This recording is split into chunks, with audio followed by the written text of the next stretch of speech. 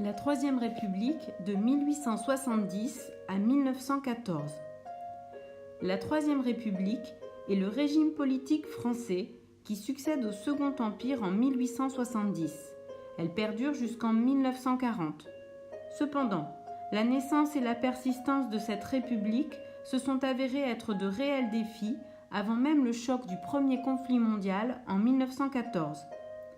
Les deux précédentes républiques étaient également nées dans des contextes perturbés et n'avaient pas eu réellement le temps et la possibilité de faire leurs preuves. La Première République était apparue en 1792 dans une situation de guerre contre les monarchies européennes coalisées.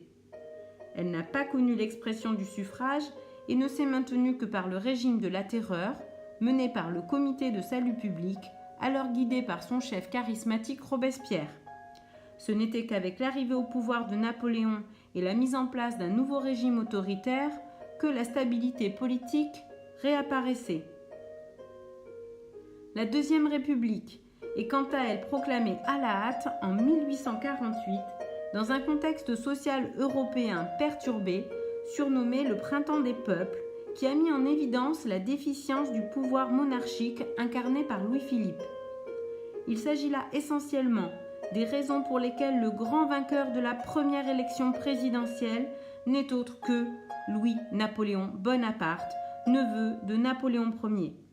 Celui-ci, souhaitant pouvoir être réélu alors que les institutions ne l'y autorisent pas, organise le coup d'État du 2 décembre 1851.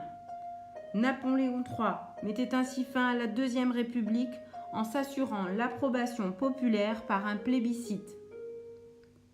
Les deux premières républiques françaises ont donc été des régimes politiques de courte durée, semblant avoir existé uniquement pour créer des temps de pause démocratiques, ou presque, entre des régimes plus autoritaires.